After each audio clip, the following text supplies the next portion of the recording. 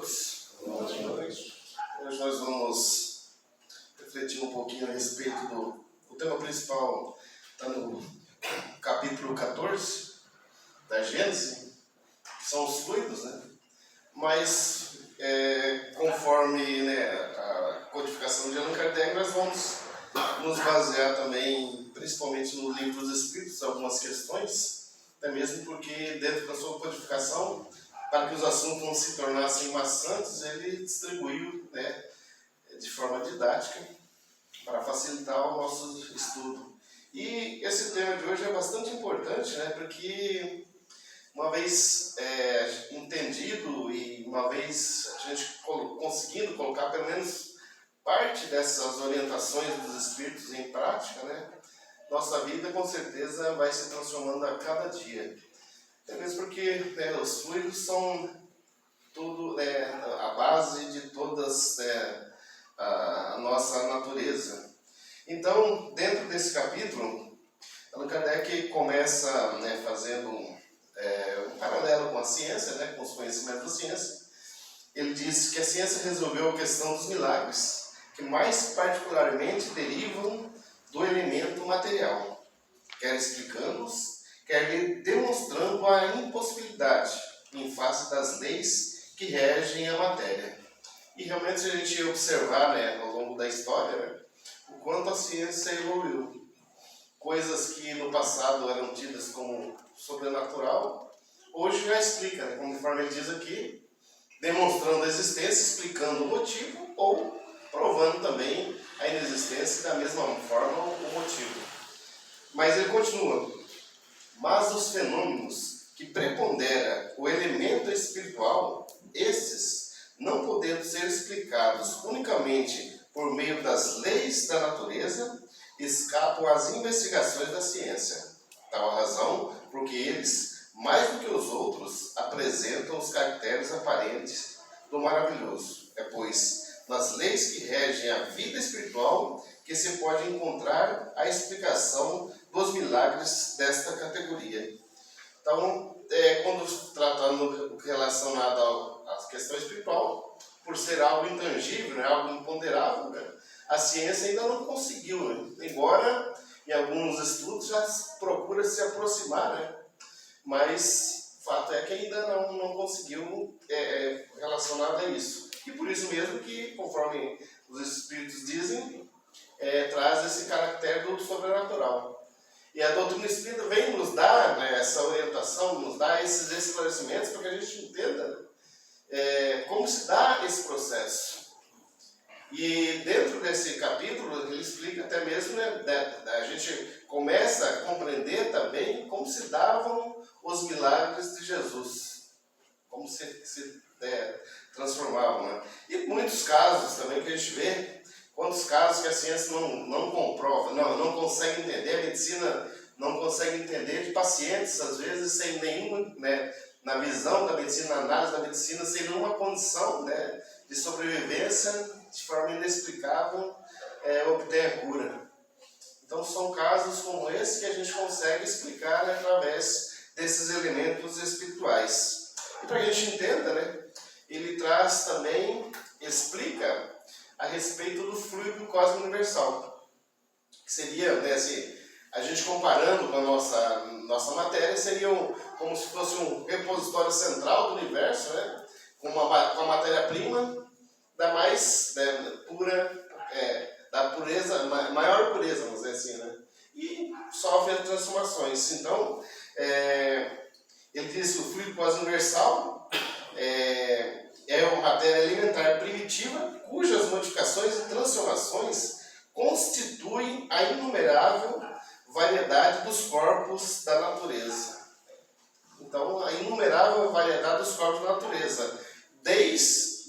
Ele começa no estado de pureza absoluta e vai sofrendo essas transformações. Então, de um lado está o estado de pureza absoluta, esse fluido quase universal. De outro, oposto a isso, está o nosso mundo material, que também é uma matéria produzida pelo fluido cósmico universal. Então, todas as coisas materiais são também transformações do fluido cósmico universal. E ele fala também do ponto intermédio, que seriam, né, de uma intangibilidade maior, mas não no seu estado de pureza absoluta, que são, né, as coisas do mundo espiritual, inclusive também, né, o nosso corpo espiritual, o perispírito, que é também de forma uma transformação, né, do fluido quase-universal, mas intangível, né? E então por esse motivo que a gente não consegue, né, ver o espírito desencarnado com os olhos da matéria, porque, né, os olhos da matéria enxergam as coisas materiais. Então aqueles que têm a evidência, a visão é espiritual, não é pelos olhos da matéria, que é bem mais etérea, né? Bem mais intangível. Então todas essas transformações se derivam justamente do fluido cósmico universal. Então nós já falamos também a respeito do perispírito, né? Allan Kardec vem demonstrar isso. Nós, quando encarnamos, recebemos um corpo material e temos o nosso espírito. Então quando o espírito encarna, ele tem o seu corpo espiritual, ou denominado pela doutrina espírita de perispírito, né? Seria, né, justamente, e que é o responsável pela ligação molécula a molécula com o nosso corpo físico. É por isso que a gente vai ver um pouquinho adiante essas nossas ações e reações, tanto no corpo material, né, quanto no espírito, um sofre interferência do outro, justamente por conta dessa ligação molécula a molécula. E aí nós temos também, ele fala nesse capítulo a respeito do fluido vital. E também no Livro dos Espíritos trata um pouco também, que é interessante, o fluido vital justamente é o componente responsável pela manutenção na vida do corpo material. Então sem ele, o corpo material, o espírito, né, o corpo não valeria, né? Ou seja, o espírito se desligaria e retornaria ao plano espiritual. Ele, quando ele fala a respeito do fluido vital, ele traz algumas informações interessantes. Ele diz: a quantidade desse fluido vital é diferente entre os seres orgânicos. Ou seja, cada, né, tipo de ser orgânico tem uma quantidade de fluido vital diferente, e justamente por esse motivo que a média de vida de cada ser orgânico é diferente. Os diversos animais têm tempos diferentes, o ser humano tem um tempo médio de vida, os vegetais, ou seja, todos os corpos, né, da natureza têm quantidade diferente desses fluidos vitais. Não é constante no mesmo indivíduo, justamente porque, né, nós temos essa programação, né, reencarnatória de um período de estadia aqui, né, nessa encarnação. E é outro ponto interessante também, que essa quantidade de fluido vital, ela também oscila, varia de acordo com a nossa existência material. E é fácil observar. Quando nascemos, né, a criança,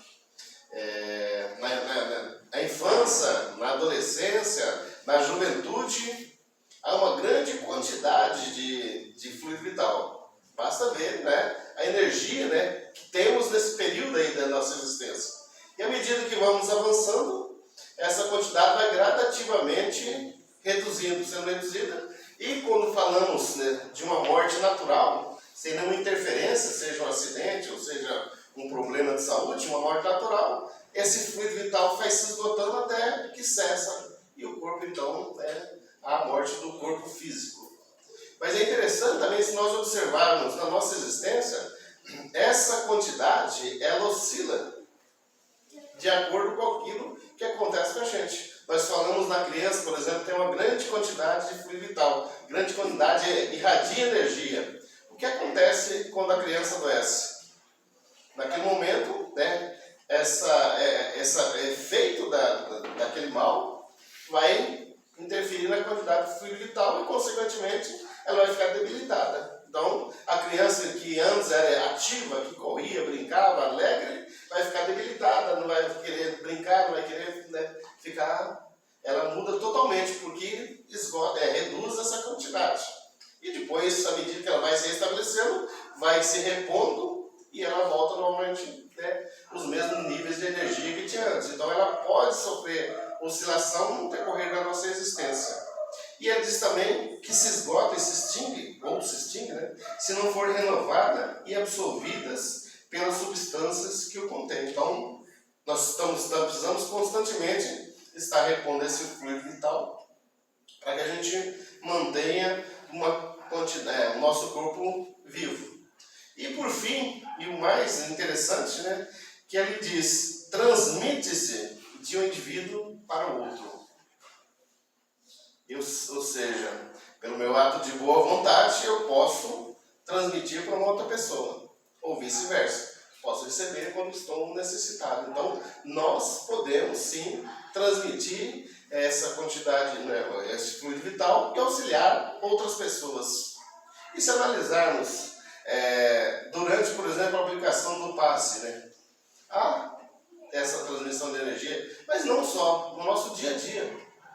Quando analisamos diversos pontos, às vezes são os casos em que, de repente, a pessoa vai para uma consulta médica sentindo alguma coisa, passa pela consulta e, de repente, sai, sem nenhum medicamento, sai já melhor do que entrou. Porque naquele momento, né, quando o profissional, né, com o desejo, o amor pela profissão, aquele médico ou a médica, pelo desejo de ver o paciente curado, às vezes de forma inconsciente, ele transferiu. Né? Mas eu gosto de sempre citar que o caso mais, né, belo que a gente tem de transmissão, né, de transferência do fluido vital é uma relação de mãe para filho. A gente às vezes não imagina, né, a quantidade que uma mãe transmite para o filho nos momentos em que o filho está debilitado. A gente fala mãe justamente, todos nós podemos transmitir, mas a mãe é que essa relação mais próxima, né? Essa relação de amor mais puro, né? Mais fraterno, justamente pela essa ligação que a mãe tem durante toda a gestação. Então, a gente às vezes não se dá conta de quanto isso, né, é importante. Então, nós podemos sim. E é interessante se a gente observar, hoje, né, na medicina, por exemplo, nós temos os planos de saúde adotaram o chamado DOM, né? Atendimento, internação domiciliar. E, é claro, o primeiro motivo pelo qual eles adotaram esse procedimento, sem dúvida nenhuma, é o custo, né? Que um dia de internação no hospital é muito maior o custo do que um dia para o paciente sendo tratado em casa, mesmo com todo o acompanhamento médico, né, de enfermeiros. Mas outro ponto que levou eles a adotar isso aí também, reforçar a importância do atendimento domiciliar, é justamente porque eles perceberam que os pacientes tratados em casa tinham uma recuperação melhor do que os pacientes tratados no hospital. E quando a gente vê essa relação do fluido vital, a gente passa a entender por que isso acontecia. Justamente por conta de que quando o paciente está em casa, ele está rodeado o tempo todo de pessoas da família que o amam, que desejam, né, a cura. Não que os profissionais dos hospitais também não desejam, mas que lá no dia a dia tem inúmeros outros pacientes para atender, então eles acabam, né, não tendo dedicação que talvez desejassem. Então, essa é a relação do fluido vital que está acontecendo naquele momento.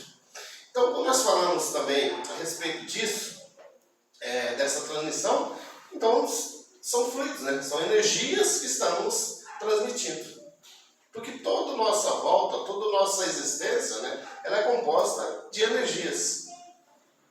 Então, nós podemos transmitir e auxiliar. Mas é interessante também que Allan Kardec traz algumas questões de O Livro dos Espíritos que a gente começa a ter, né, a entender como que a gente pode fazer isso, né, fazer essas transformações para melhor ou para pior, porque quando a gente fala em transformação, quando falamos, por exemplo, matéria-prima do fluido quase universal, vamos comparar com um processo, por exemplo, uma receita de bolo.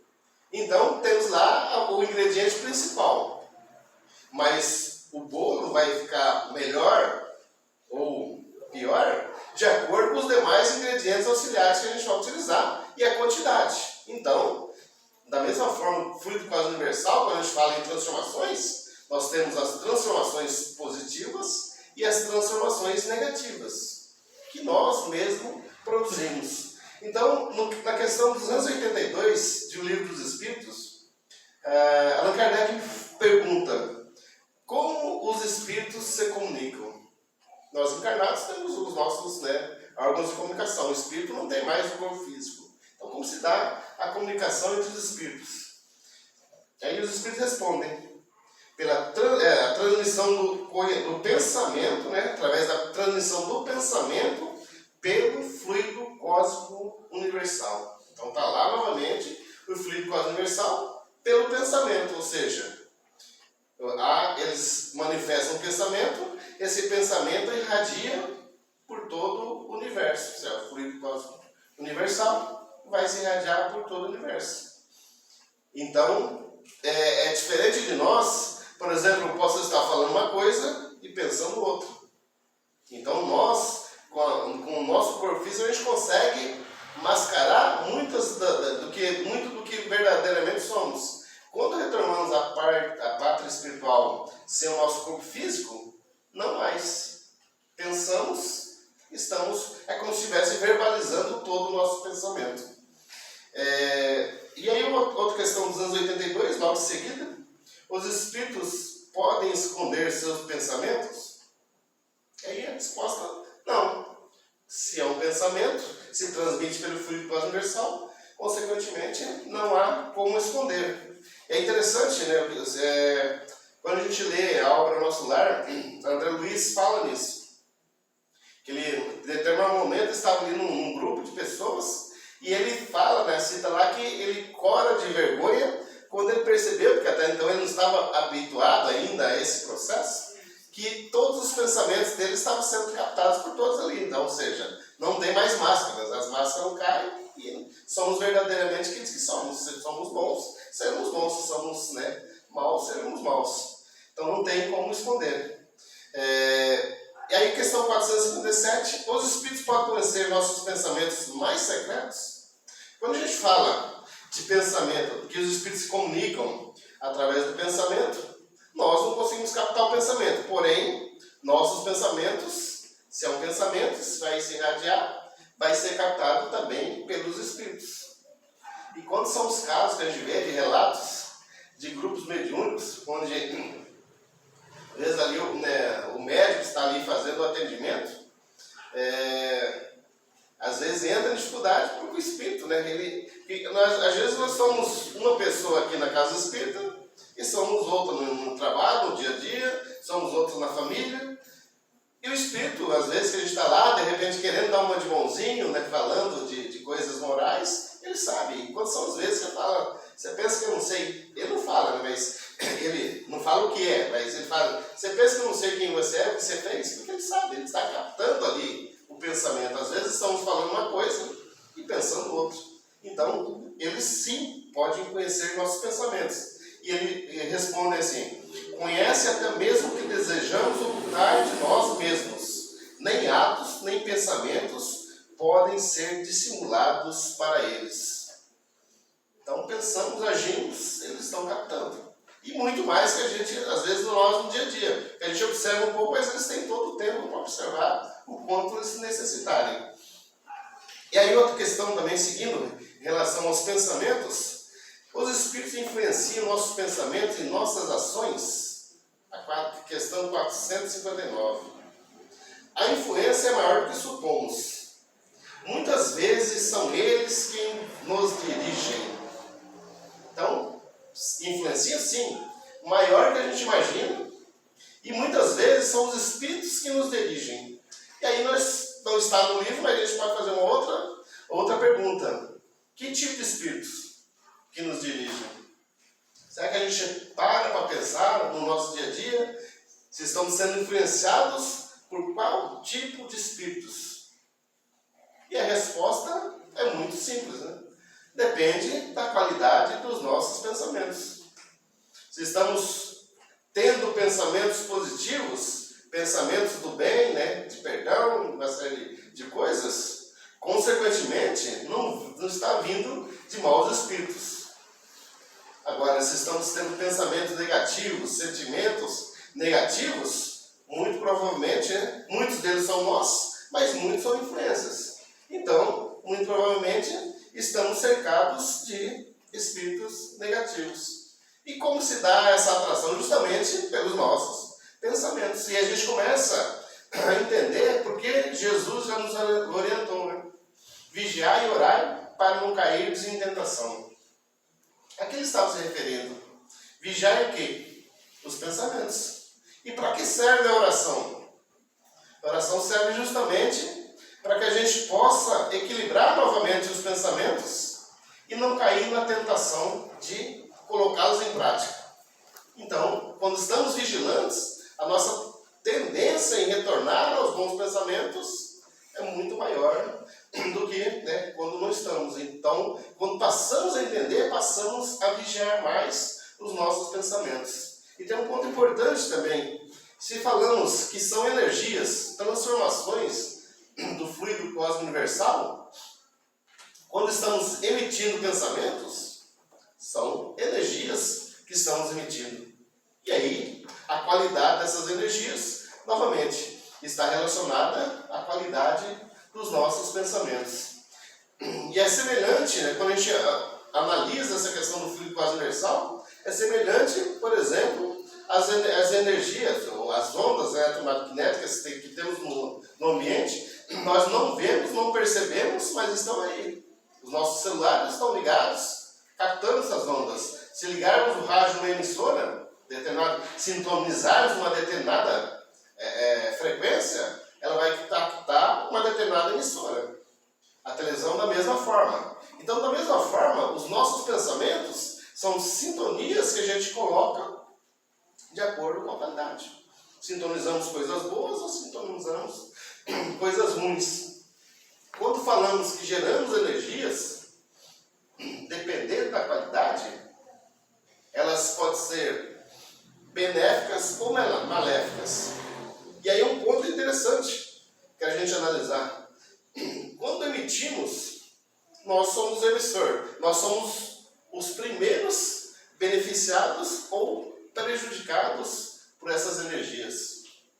E a gente às vezes não entende porque adoecemos sem nenhum motivo aparente. De repente adquirimos a doença, de repente começamos a ter problemas.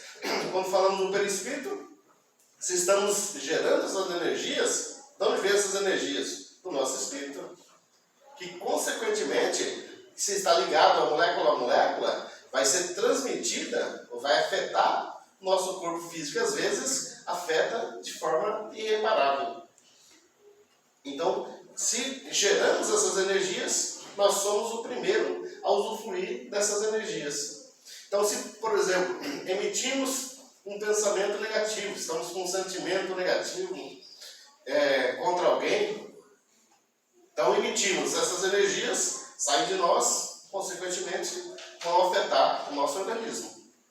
Essas energias são irradiadas, elas vão ser captadas. Por quê? Se a pessoa, principalmente a pessoa na qual emitimos esses pensamentos, estiver no mesmo nível vibracional, ela vai captar, vai estar na mesma frequência ali, vibratória. Vai captar esses sentimentos e vai sentir e vai novamente pensar. E às vezes ficamos ali com mágoas, né, com ressentimentos, trocando essas energias negativas por anos, às vezes até encarnações, prejudicando e sendo prejudicados. Ao contrário, quando aprendemos a vigiar os pensamentos e nos desafiamos a emitir pensamentos bons, nós emitimos energias positivas, consequentemente, o primeiro a sentir vai ser nós mesmos, o espírito e, consequentemente, o organismo. Mas acontece algo bem diferente do que dos fluidos negativos, dos pensamentos negativos. Porque os pensamentos negativos, quando a pessoa está equilibrada, ela não vai sentir. É como se tivesse uma blindagem em torno dela. Então, se ela estiver equilibrada, ela provavelmente não vai sentir nada, só se ela estiver, né, desequilibrada. Mas o inverso, quando são fluidos positivos, se ela estiver equilibrada, melhor ainda, que ela vai ser uma troca, mas dessa vez de energias positivas, energias salutares. Mas se ela estiver em dificuldade, estiver com a vibração também para baixo, de alguma forma essas energias auxiliam. Talvez não na totalidade, mas gradativamente vai equilibrando e vai auxiliando. Porque as energias positivas são sempre superiores a essas energias negativas. E a gente fica analisando, né? Quando falamos, né, do nosso planeta, não vamos nem falar apenas do nosso Brasil, né? O nosso país que está passando, né, por essa turbulência, né, política, também de a Covid, né, que foi no mundial, né, sentindo os efeitos exteriores da guerra, a gente vê fome por todo, né, no mundo, uma série de coisas, né, turbulências. E a gente fica pensando, né, se todos nós tivéssemos, né, treinados a equilibrar o nosso pensamento, com certeza teríamos um mundo muito diferente. Quando falamos de pensamentos negativos, de desequilíbrio, eu sempre gosto de dar um exemplo. Por exemplo, uma pessoa ligada ao crime. Uma pessoa pratica um crime hediondo. E hoje, com o advento da internet, principalmente, né, desenvolvimento da telecomunicação, instantaneamente essa notícia irradia por todo mundo. E é difícil para nós, de repente, assistir um crime bárbaro, né, ver noticiar um crime bárbaro, e não sentimos esse efeito, né? De repente, em um momento, não sentimos esse efeito negativo. E tem pessoas que, às vezes, entram nessa aí e se envolvem totalmente com esse sentimento negativo. E a gente imagina essa pessoa, por exemplo, normalmente, né, ela pega, presa, vai condenada e vai para um ambiente, uma penitenciária. Imagina a quantidade de energias negativas que esse indivíduo recebe. Imagina a quantidade de energia negativa existente nesses ambientes carcerários ali. Tantas, né, não só ele, todos os outros que estão ali, os outros presidiários estão ali recebendo essas energias. Muito provavelmente, muitos espíritos estão ali também tentando se vingar e aquele ambiente, né, negativo, né, todo aquele ambiente nocivo.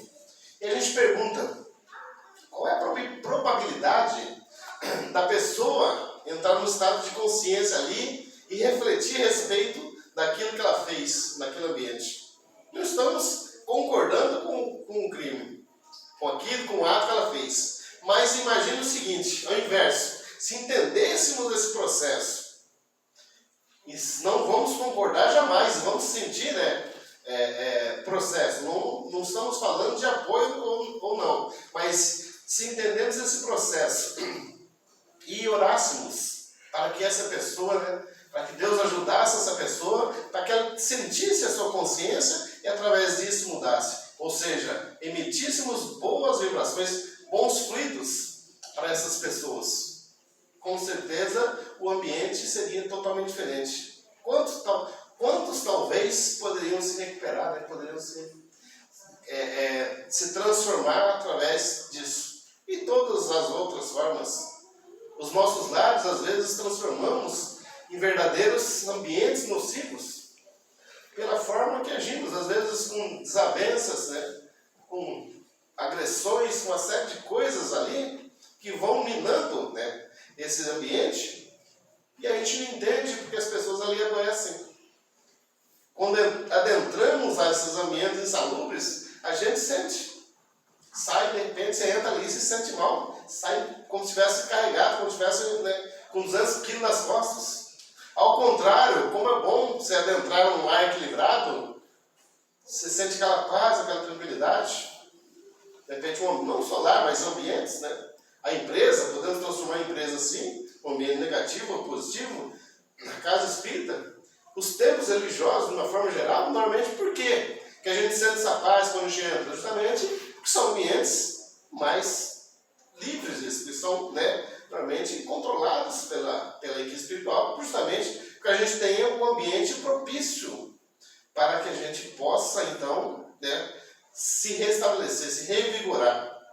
Mas não adianta a gente apenas entrar, a gente adentra a porta dentro, se revigora, assistimos a palestra, tomamos o passe, saímos revigorados, mas se a gente chegar à porta fora e começarmos novamente o mesmo ciclo de pensamentos, de ações, uma série de outras coisas, a gente vai novamente atrair tudo novamente.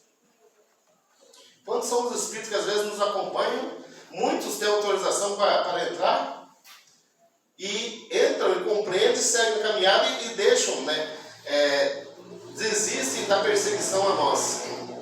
Mas a gente sai, porta fora, com os mesmos pensamentos, as mesmas ações, e atrai, não aqueles, mas atrai outros, senão, quando não, a gente chama de volta aqueles um. Divaldo tem um livro, não me lembro, recordo o título, um dos últimos que lançou, que fala justamente disso.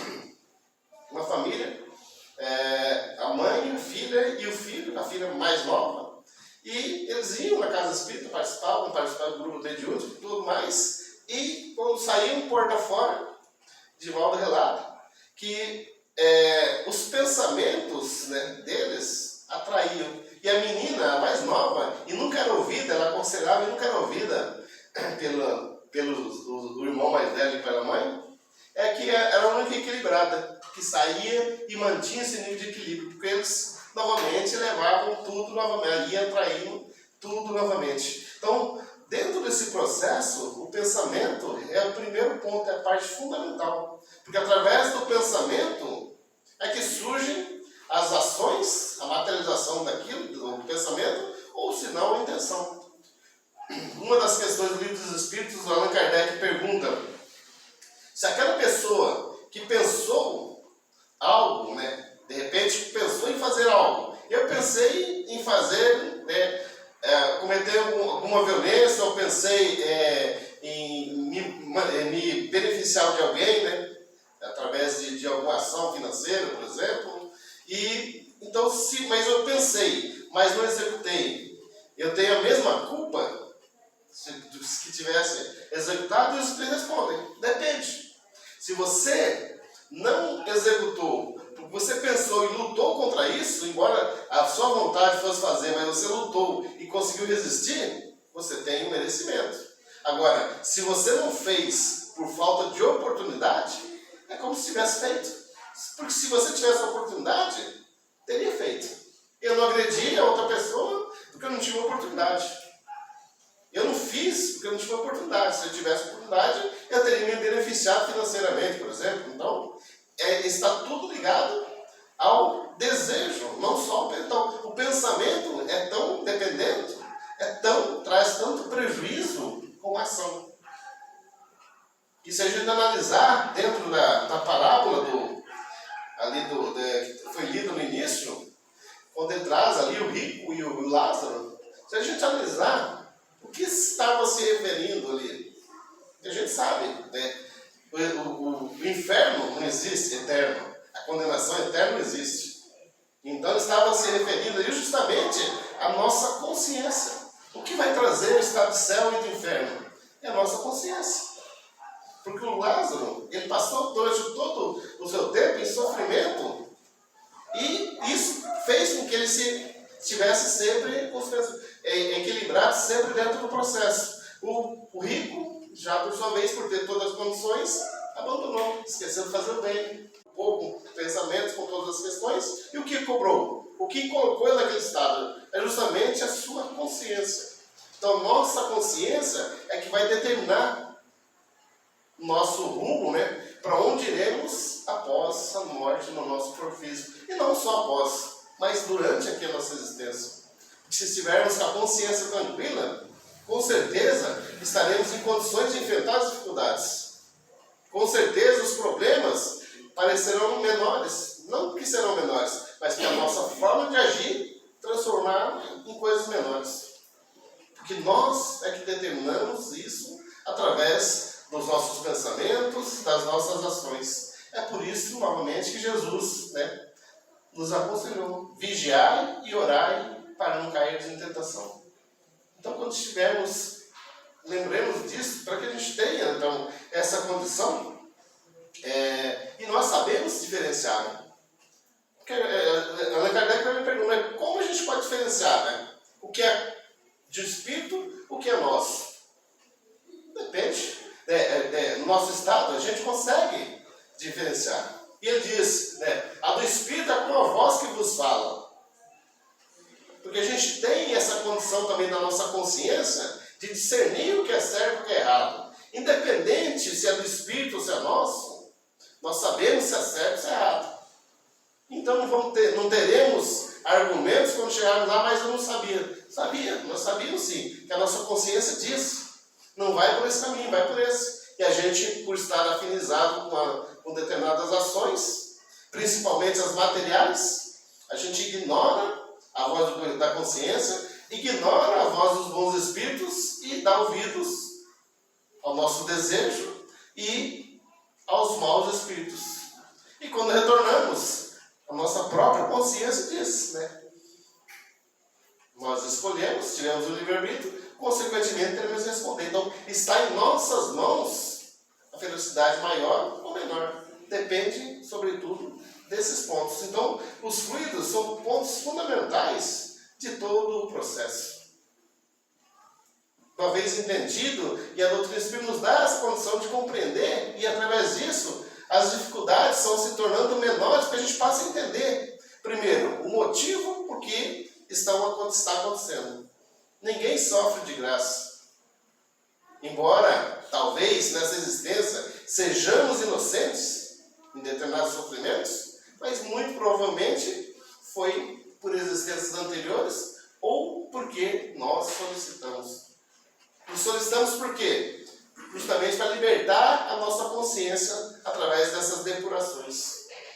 Então, se queremos um futuro melhor, o momento de agir é o momento presente, para que esse futuro venha o quanto antes. Então, que Jesus abençoe todos nós, que nos dê a paz e principalmente, né, que a gente esteja atento cada vez mais aos nossos pensamentos, às nossas palavras e às nossas ações. Muita paz a todos.